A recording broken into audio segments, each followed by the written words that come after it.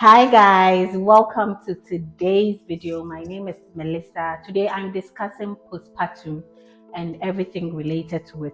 So the challenges, the struggles, and of course, the famous postpartum depression.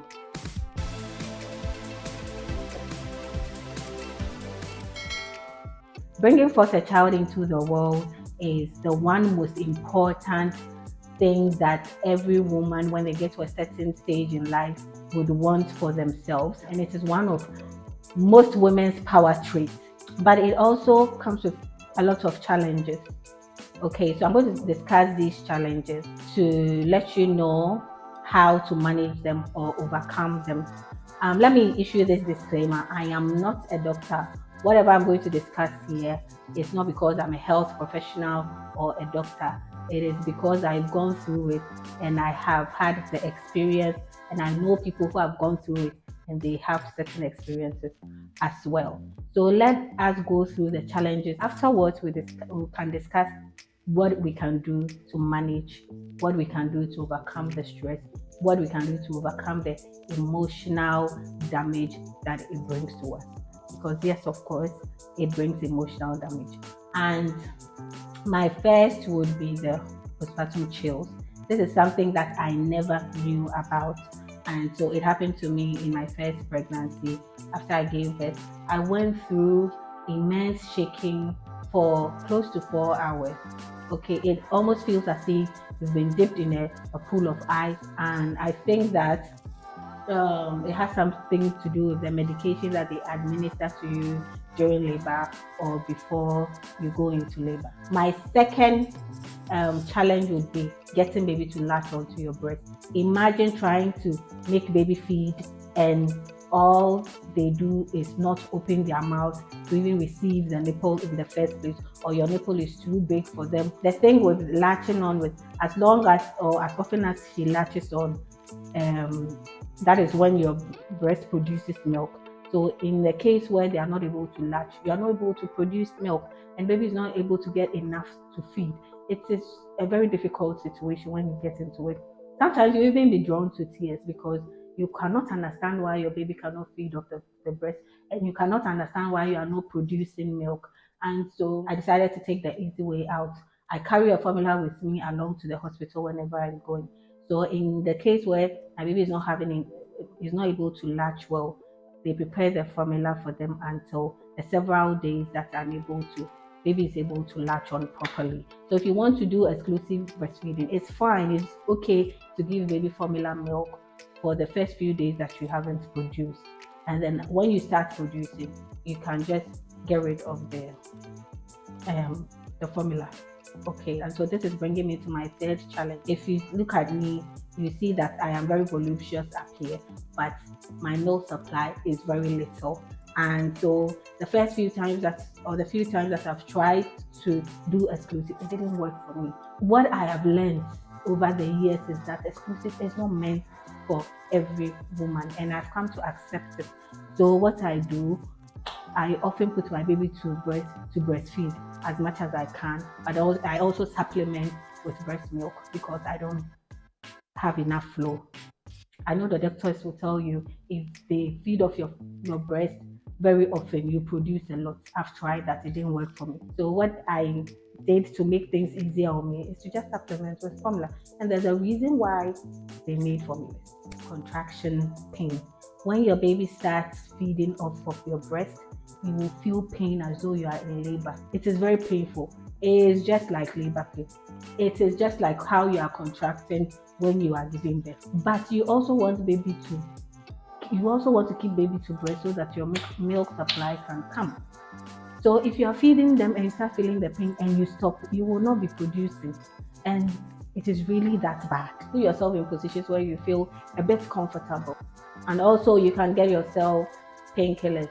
So especially my last child, when I was going through the contraction pains, it was unbearable. So I asked my midwives, or I complained to them, and they gave me some painkillers. But if you can also control the pain, or you can contain the pain, it is best you just live through it.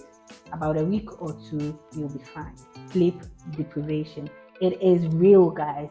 it is real. If you are not prepared for it, or if you've not read enough or done your research enough, you may think that you are the only person in this world that this thing is happening to. You may think you have to be happy at this point in your life. You have to be happy because you have your baby and everything, but you are not. I've asked several of my friends, and they all seem to have it easy. They tell me their babies sleep throughout the night or sleep longer hours during the night. They only have to feed their child once or twice in the night, and they are good to go. Let me tell you about mine. Mine will sleep and wake up somewhere around 10 p.m. or the longest 12 midnight. I will feed her, and then she will not sleep again until morning. This is what I've had to go through. My first child was something else because everything was new. So I went through a lot, and I don't even want to use that as a benchmark. I'm using my third child because I've gone through this several times. And so this is something that has to be easy on me, but it's still not easy on me. What I have come to accept is that not every child is the same. And so if you are going through this, you just have to, accept that, calm yourself down. After several months, you'll be fine. But for now, do it for this little child who doesn't know how the world revolves. And so you have to teach that little baby little by little for them to understand or to get that this is the routine that they have to go through. In the night, when baby has finished feeding, swaddle them. Try to try different positions to see which one baby is comfortable with. I realized that if I back baby, it puts her to sleep faster. So when I finish feeding her in the night and she's not sleeping, I back her with the African style or the Ghanaian style, and I pace around the room until I feel like she has slept, and then I lay her down. If it doesn't work, we'll go over it again and again. Okay. The hair loss. For me, I don't have a problem with the hair loss. I've gone through it once, and I'll try and find a picture or video of it and put it somewhere here. I've gone through it once. I didn't like it too much. So my subsequent pregnancy, I just had to cut my hair off. For some reason, you get hungry very quickly. It's like you are eating for two people. First of all, you need energy to produce a lot of breast milk. Secondly, for some reason, I don't know if it is the hormones or it is something that has to do with the gap in your belly. This is not science backed, but this is my own thinking, that there's a lot of space in your belly and you have to fill it.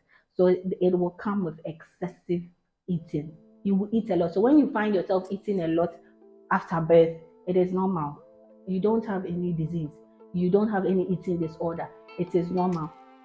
Gaining weight is something that comes with postpartum, and sometimes you gain weight at the wrong places. Now the weight that I have gained, I'm not happy with it, so I'm now going to try to make more healthy recipes and eat more healthier. The famous postpartum depression. So with all the points that I've mentioned, if you go through them, you are most likely to be depressed without you even knowing. When you don't sleep or when you are feeling sleepy, and then a little human is making you unable to sleep. If you have gained weight in the wrong places, if you had a nice figure or a nice body and now you are big everywhere, yes, most of these things come together to make you depressed, and that is normal. Okay, what is not normal is staying in your depressed state, because if you stay in your depressed state, it is going to get serious that you may have to go through medical intervention. We don't want to get there, do we? So let me give you a little point that helped me manage my postpartum depression. Yes, I've been there before. And what I am using to manage, or what I do to manage my postpartum depression, is, first of all, do not be shy to ask for help. That is the most important thing. Do not be shy to ask for help. Before you even put to bed or before you even give birth, try to find out from your friends or your family who can help you. If you have a partner, ask the partner for help, because I've seen this with these husbands. If you don't ask for their help, they tend to sleep throughout the night, pretend to not see that you are awake throughout the night. So ask them. Secondly, at a point, just give yourself a break. Give yourself a break. If you called in that friend to help, just go outside the house, go for a walk, go and buy yourself that ice cream. What I did that has helped me is, when I'm getting insane, when I'm going crazy, I just leave my baby with my mom, with enough breast milk pumped or enough formula for my mom to take care of my child.